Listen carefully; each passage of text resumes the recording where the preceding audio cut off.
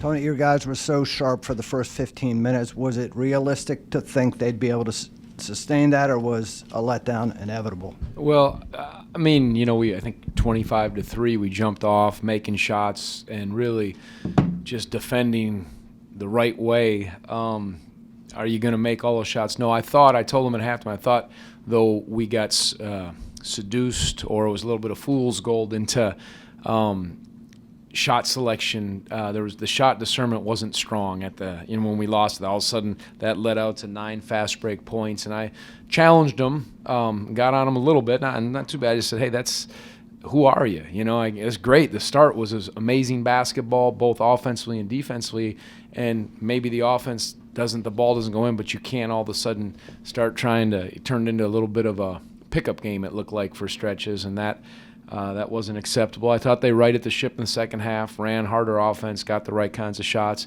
and shored up the defense. We had trouble grabbing some basketballs, but the start was real good. But we, like I said, got seduced into shooting some questionable shots, which is not what we want to do. We want to play the possession.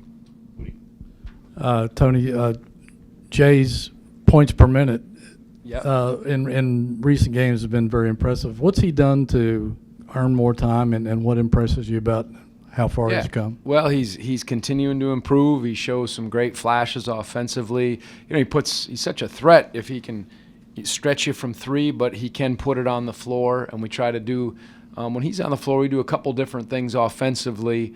But he's doing a good job, and he's been practicing hard. And I challenged him today, go after that ball with 2 hands. I thought he left some rebounds out there for him, but he's progressing in the right direction and playing hard, and that was good to see some of the things he did. And I keep challenging him because I think there's a lot in there. Tony, with how much hype surrounded your 2 games last week, Duke and Virginia Tech, was having a game like this with maybe some less fanfare almost a little bit restorative for the guys? I think every ACC game is so important. It really is. And yes, there was, as you said, the hype for a rivalry game, and of course playing top 10 team and then playing at Duke. But how were we going to respond? We responded the right way.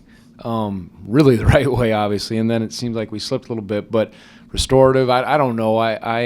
It's just get back to playing and play again on Saturday and just play the right way. I thought we needed to address some things defensively, and a little different. The way Duke could exploit you wasn't quite the same as Wake Forest, though Wake Forest did again. But I liked how we corrected some things to start the game defensively that weren't there against Duke. We were really committed together to stopping the ball. That was a point of emphasis in practice for a couple days, and we did a good job of that. So I thought we grew from that experience, and the guys played well. It's always good to come back home.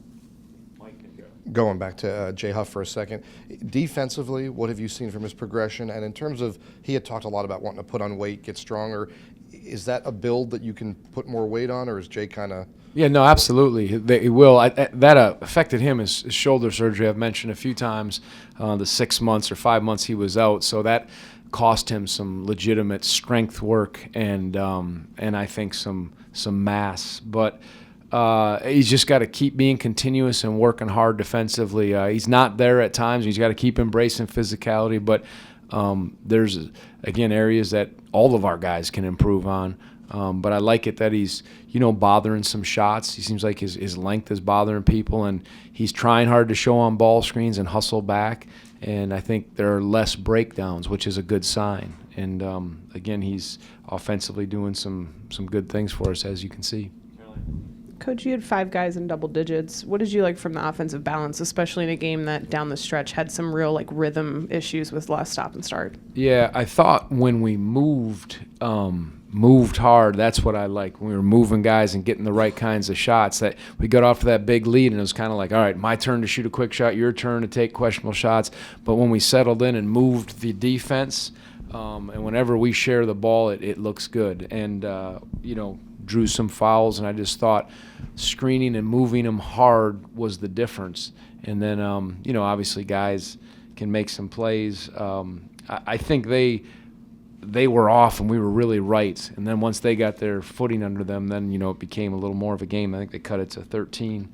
but we responded the right way. But the movement, that's the part I thought was good. It was balanced. The guys were getting inside shots, outside shots, and I thought we were wearing them down a bit.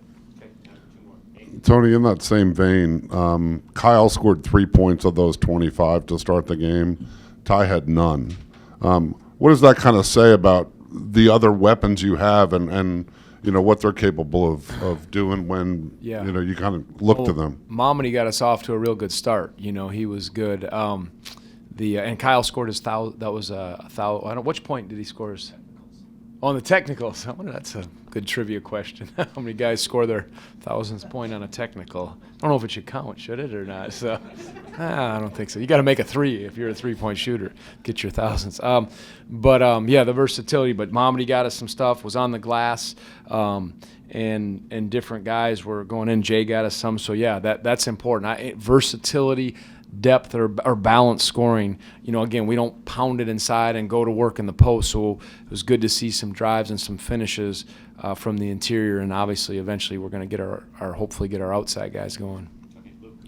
Considering you're going with an 8-man rotation this year, are you seeing some more chemistry dividends than, say, you've seen in years past, since these guys are getting more reps with each other on the floor? I don't know if there could have been better chemistry than last year's team. But what was interesting about that is that was a similar rotation.